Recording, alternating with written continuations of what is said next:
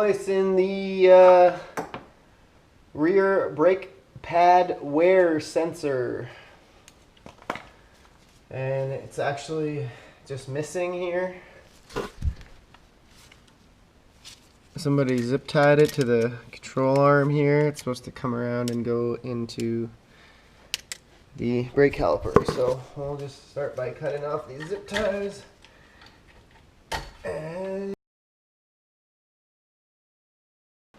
10 mil and an 8 mil.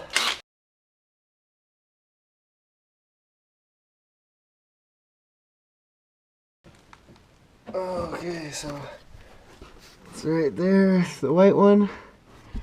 Oh yeah, there it is. Just pop it out like that, and then push this in and pull it straight up.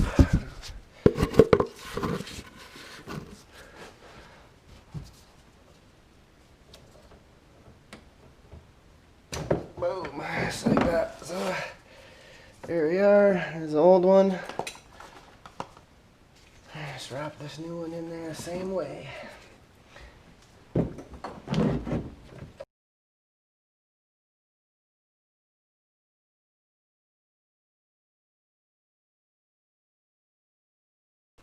So you got the fender liner back in, wires all run and tucked here.